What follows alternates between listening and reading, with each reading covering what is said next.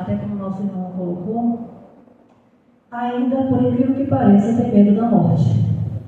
Inclusive eu, até um pouco tempo atrás, para ser sincero, a ponto que me gerou muitas vezes crise de pânico.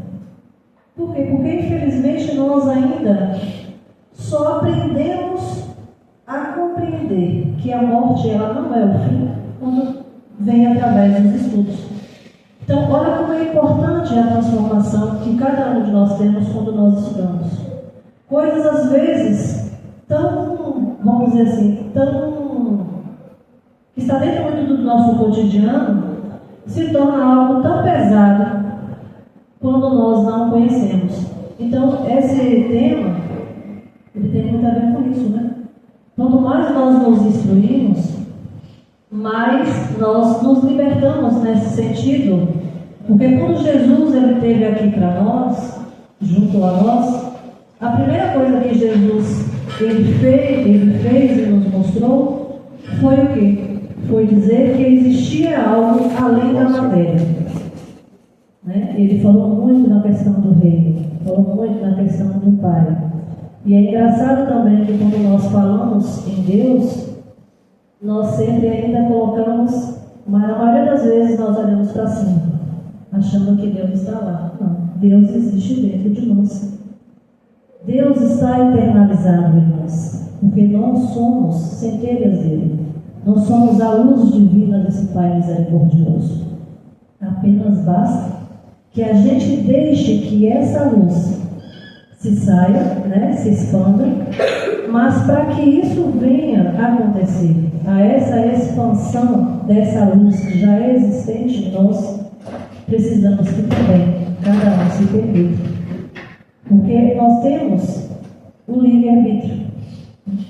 E esse livre-arbítrio, ele direciona da forma na qual que a gente ainda precisa entender. E esse entendimento ele só vem através de quê? Através dos estudos. Então, quando o irmão ficou colocando no sentido da questão dos estudos, e anteriormente vocês tinham visto aqui no slide, falando na segunda do Evangelho, na quarta do Livro dos Espíritos, porque, gente, é muito importante. Por mais que nós venhamos a casa, mais que nós venhamos a fazer os tratamentos necessários, que quem é que não veio aqui, né? Com problemas, com aflições, mas só podemos libertar-nos dessas dificuldades que ainda são tão pertinentes em nós somente através dos estudos. Que possamos hoje, através do que foi nos colocado aqui, termos a reflexão necessária. Que Jesus possa, assim, estar presente na vida de cada um de nós. Hoje eu não estou me sentindo muito bem. Eu acabei tomando uma medicação que fez um pouco de efeito rebote. Então estou um pouco lentinha. Mas acredito que quando nós nos desempenhamos ou nos dispusermos, nessa palavra, na verdade, a falarmos um pouco do Cristo, e acredito que aqui todos têm o mesmo objetivo de ter saído da sua casa, de ter um tempo um pouco melhorado, para que isso também acontecesse, que possamos emanar um amor, que acredito que esteja, mas que também que as nossas reflexões elas sejam ampliadas. E agradeço muito a compreensão de todos. Mas eu estou até com um pouco de água. Eu vou iniciar dentro do assunto aqui. O Evangelho segundo o Espiritismo. Que nosso irmão até falou na questão do Evangelho. Estão conseguindo me ouvir bem? Sim. É porque eu estou com um pouco de dificuldade.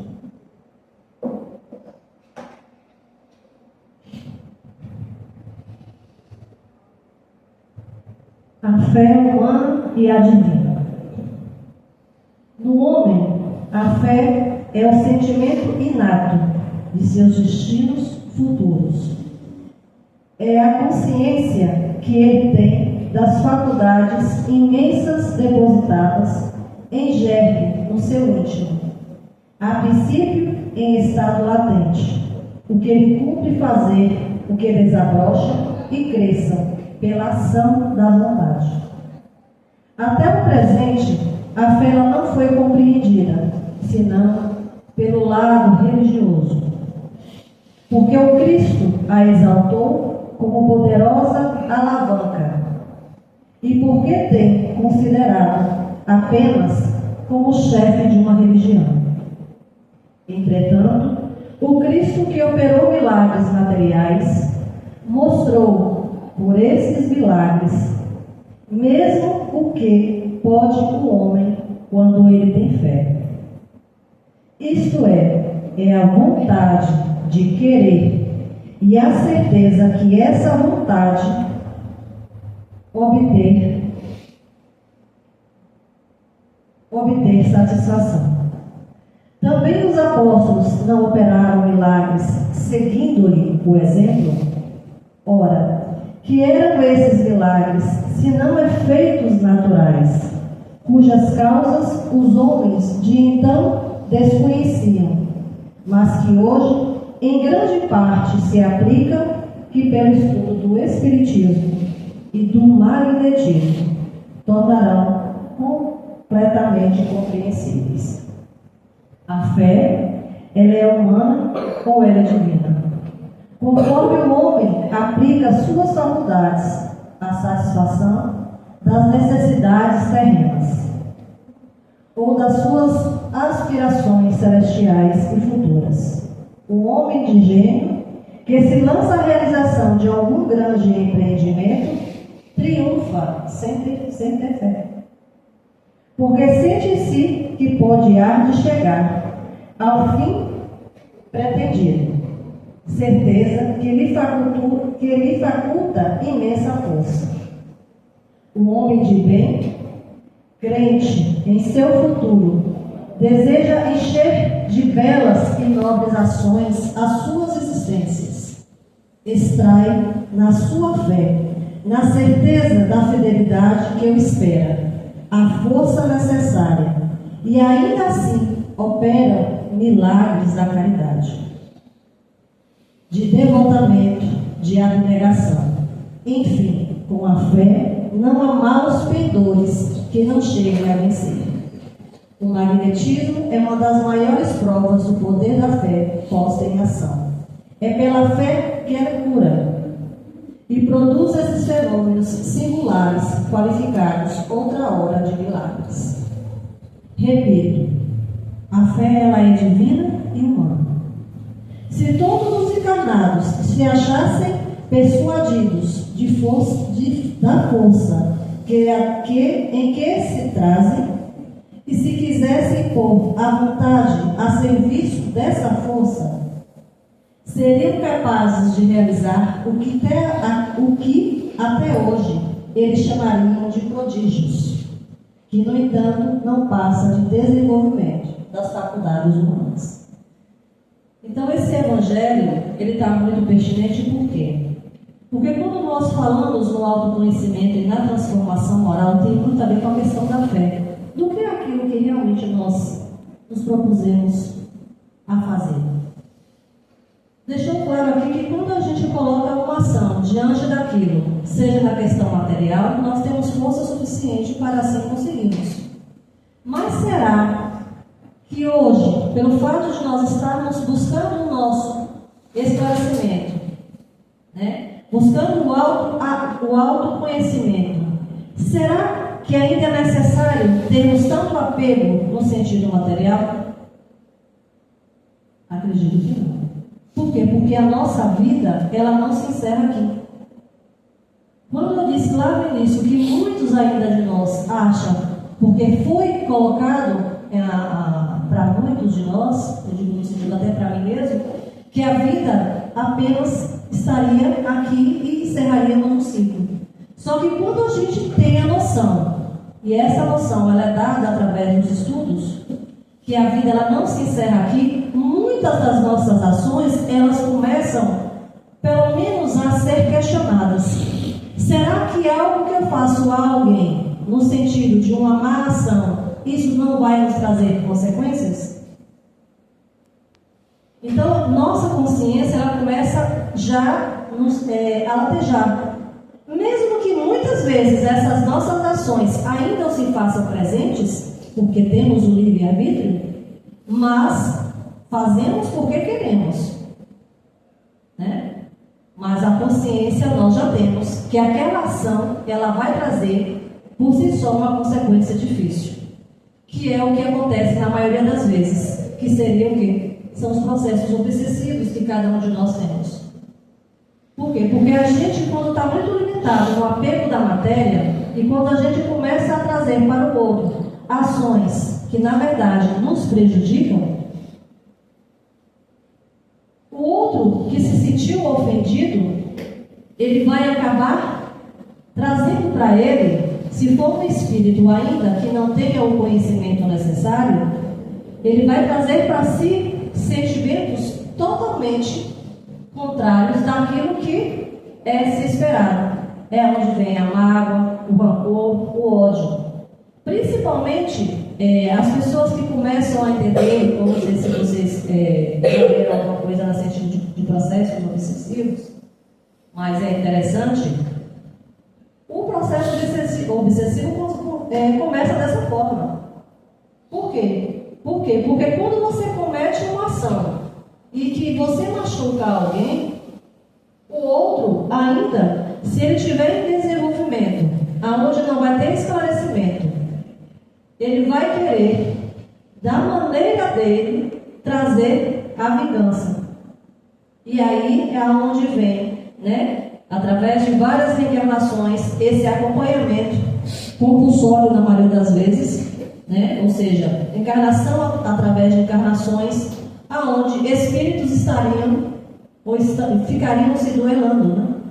Então, o que nós devemos fazer é o quê? É barrarmos esses nossos impulsos. Mas esses impulsos, eles somente são barrados, ou são, de uma maneira, doutrinados, quando nós temos o conhecimento necessário. Não que esses impulsos que ainda são tão latentes em nós, não vá se diminuir de uma hora para outra, porque o progresso infelizmente não é dessa forma, né? Precisamos a pequenos passos, mas esses pequenos passos, eles são extremamente significativos, quando nós temos o quê? A boa vontade. Quando nós temos a boa vontade de, muitas vezes, podarmos os nossos impulsos, há gerado também algo muito significativo, que é a ajuda da espiritualidade. Porque quando nós geramos essa vontade, automaticamente nós acabamos mudando a sintonia e a vibração do mal que é tão latente em nós. Então, aonde entra o nosso mentor, como o nosso irmão falou que nós temos os nossos mentores, é onde entra a espiritualidade que o tempo todo está conosco, nos auxiliando, trazendo para nós inspirações. Mas quando nós estamos muito envolvidos dentro de sentimentos que ainda nos dificultam a essas inspirações ou a esses impulsos, acabamos não percebendo ou não aceitando tais inspirações. Porque é muito interessante dizer isso, por quê? Porque muitas vezes, quando nós estamos com problemas, nós achamos que nós somos abandonados, ou que nós não temos um Pai misericordioso. Isso é letra engano, porque Deus é um Pai infinitamente bom e misericordioso. Ele jamais vai deixar nenhum filho seu em qualquer tipo de sofrimento, seja aqui nesse plano físico, como na própria espiritualidade. Então também, quando nós entendemos que o autoconhecimento, ele faz essa transformação, e como eu coloquei, que a nossa vida ela não se encerra apenas aqui no plano físico, é muito mais fácil o nosso despertar, no sentido espiritual. Mesmo que muitas vezes ainda vamos para locais ainda não tão bons, vamos assim dizer, porque a gente acha que pelo fato de estarmos vindo na casa espírita há uma transformação moral. Não. Às vezes precisa de várias encarnações para que isso aconteça. Às vezes a gente apenas ouve-se milésimo de melhoramento.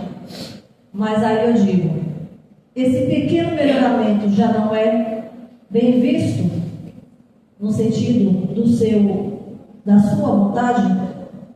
Sempre será, meus irmãos.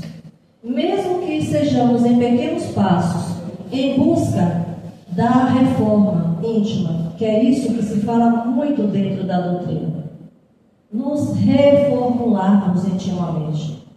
Essa reformulação, ela não acontece de uma hora para outra. Essa reformulação, ela só acontece quando nós começamos, primeiro, a ter a vontade de mudarmos e, principalmente, através dos estudos, através do conhecimento. Porque, por incrível que pareça, para haver uma modificação moral, é necessário primeiro que nós nos modificamos intelectualmente. Se essa modificação intelectual, ou esses estudos, vamos assim dizer, ou se nós não buscarmos o conhecimento necessário, infelizmente a mudança se torna um pouco mais difícil. Por quê? Porque a gente vai ter como exemplos aquilo que está muito limitado na nossa condição da matéria. Só aprendemos a mudar realmente é quando entendemos que existe coisas muito mais além do que a matéria. Se fala muito também na questão da causa e efeito, né? Além da reforma íntima. Porque tudo que nós fazemos ou nós plantamos, nós semeamos. Se nós plantamos algo que não seja tão bom, que venha prejudicar o outro, mas a gente precisa entender uma coisa: antes do outro temos a nossa. Então, quando a gente faz uma ação que seja contrária daquilo que é o bem, porque no próprio livro dos Espíritos ele fala que cada um de nós, seja por mais ignorantes que estejam na condição humana, todo mundo sabe distinguir o que é bom e o que é ruim. Porque Deus deixou isso na consciência de cada um. Nós fazemos por quê? Porque nós queremos. Nós temos a nossa ação do querer, de fazer o bem ou o mal. E também, diante daquilo que nós fazemos, o bem ou o mal, nós colheremos de acordo do que se foi feito, né?